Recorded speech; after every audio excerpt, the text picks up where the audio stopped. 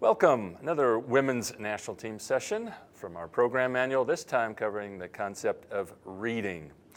So, what is reading? There are some other words for it. Somebody who has good court sense, that might be a high ability to read the game.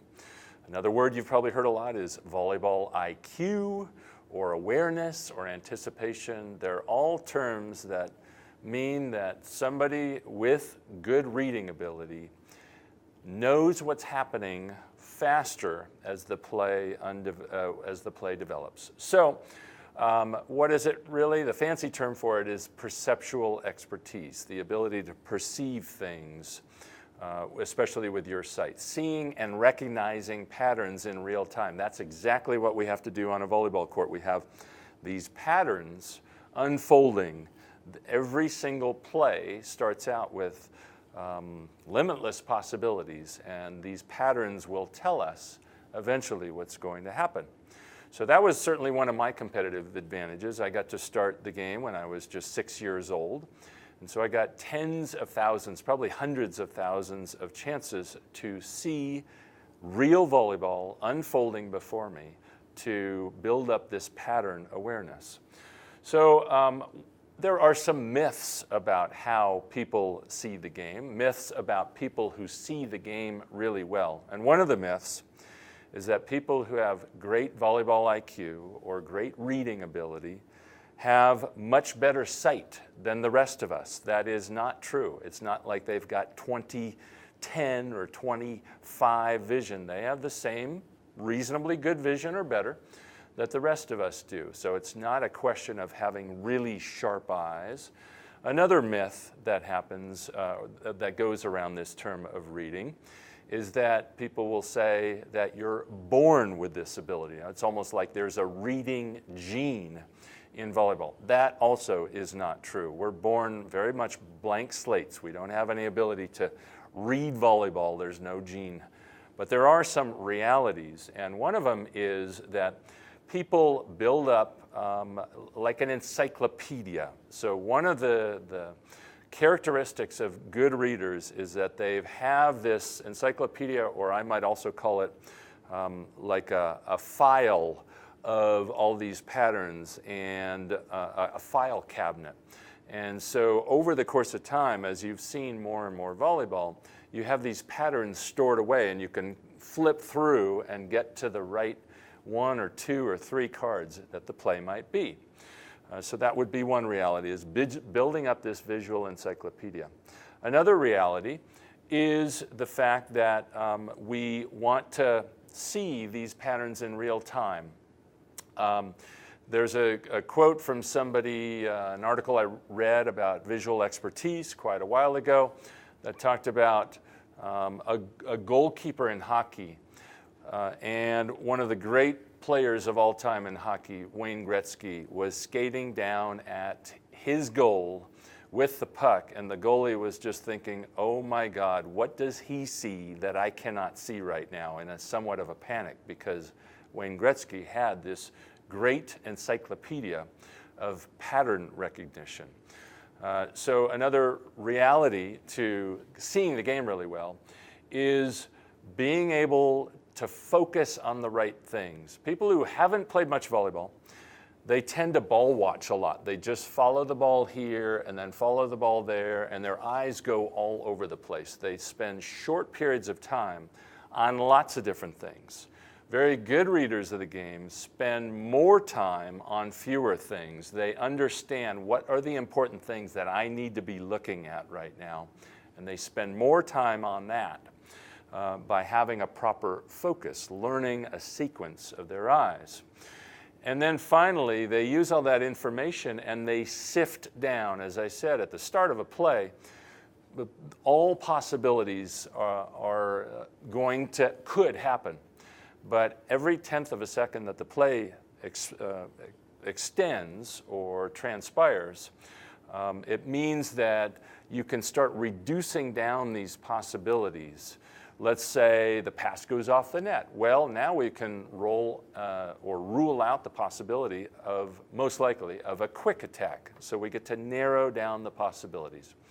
So that's a lot of the realities of reading. It's pattern recognition, being able to look at the right things for a longer period of time, and sift down and understand what those patterns are. Now, I like to think of it also in terms of, especially when we look at a hitter or at a server, there is an idea of baseline versus hinky. That's part of recognition too.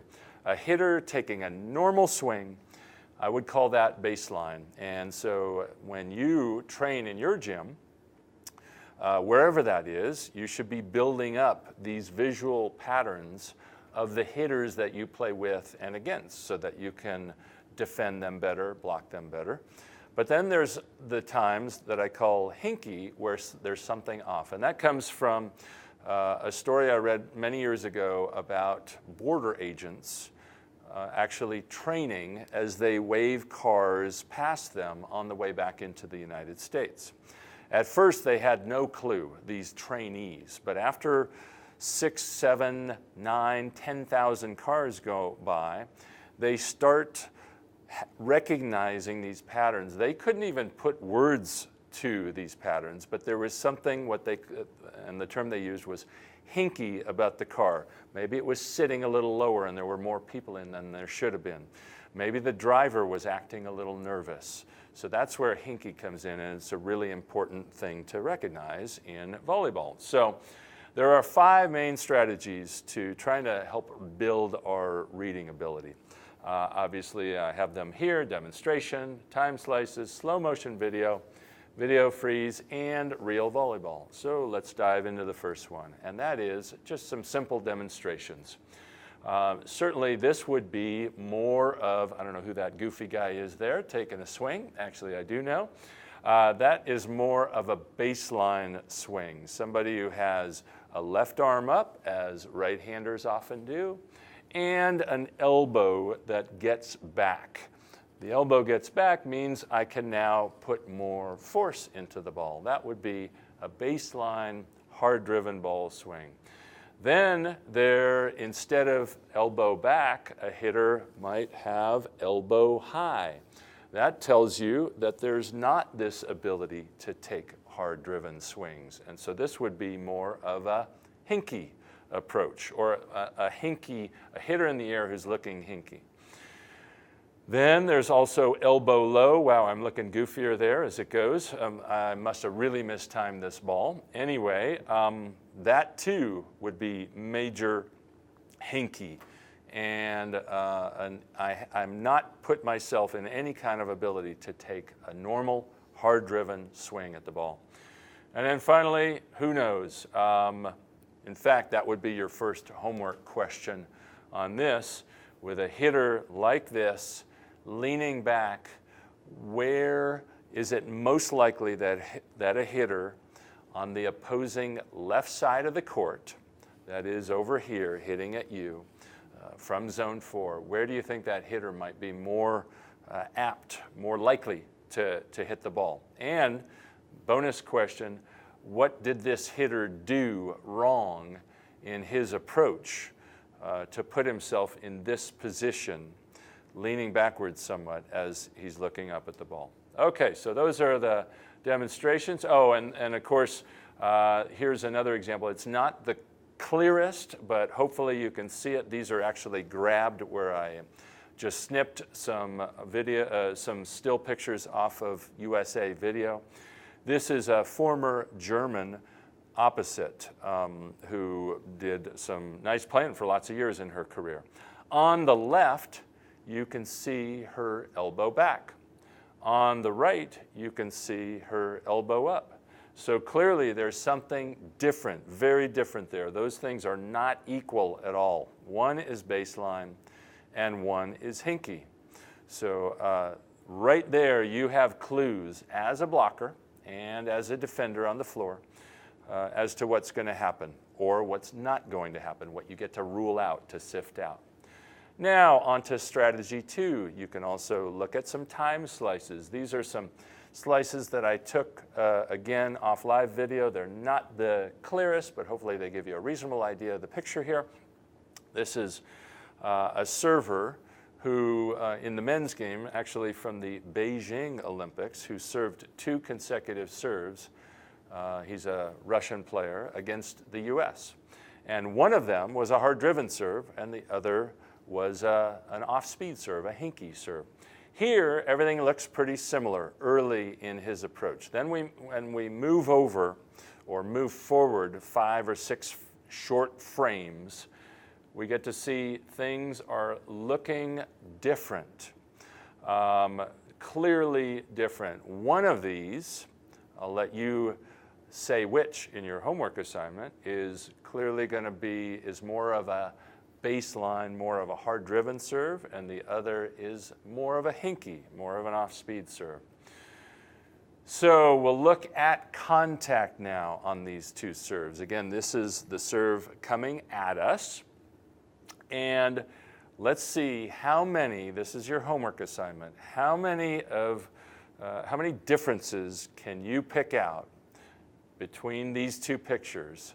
Because remember, having good volleyball vision, having good reading ability, you don't need to identify all 8. You just need to pick out one that stands out and gives you all the information you need to know. But how many can you come up with? So that's your assignment. Okay, I was able to come up with 8 on these. Hopefully you came up with a bunch too. On one, on the left, the more hard-driven play, his shoulder is dropped lower as he's raising his hitting shoulder up higher. The left hand is higher on the hard-driven ball because he's putting more emphasis into this swing. I've got the left arm, there's more tension in the hard-driven ball. The ball is more in front of his hitting shoulder when he's hard driving the ball, and then it's more above his hitting shoulder on the right where it's a hinky off-speed swing. So that's 4. Number 5, he's looking more forward in the hard-driven ball, looking more up at the ball in the off-speed shot. Number 6, body is less vertical in the hard-driven ball. 7, left leg is more vertical, and instead of the 2 legs being about even. And finally, the right knee is twisted in more in the hard-driven ball. So there's lots of differences, and remember, all you need to do is pick out one, and you have a much better idea of what's coming. And if you're a passer, that's hugely helpful if you have somebody hitting really hard at you or not, and then you know that you're probably going to move forward to play the ball. Okay. So now we will move on to the 3rd strategy, which is to take a look at some slow motion video. This video is of a particular outside hitter from the Dominican Republic who actually has a very deceptive open hand tip. So we're going to look, and I've put the video in slow motion and side by side. So focus I'm going to run this several times. Focus to your left on her in her approach, and just take a look at some of the things that she does as she drives this ball hard. I'll go back again. You can see that elbow going back. You can see her feet kicking. You can see her left arm pulling taut and down. There's all kinds of things to notice in this video. Whoop, okay, we're back. Now, I want you to take a look at the right side. This is the off speed. Until about there, things look pretty similar. And she actually does a much better job than most even international attackers in getting that right elbow, her hitting elbow back to make it look like she's going to swing. But then things start softening up here, and you can see how her hand goes up. Her legs aren't kicking hard. Her left arm isn't taut. Lots of differences between these 2. So hang on. I'll now run a version, and here it is. And this is one where I've added graphics to help point your eyes to a couple of key things. Again, take a look to your left, and there's going to be a graphic that's going to attach to her hand, her hitting hand right there, almost like a little target. So watch the path that that takes. I call it the upside down cursive E. It has to whip around to get enough force to be able to allow her to hit at close to her maximum velocity. Watch that hand whip around. So that is the upside down cursive E. Now take a look on the right at the slow motion version.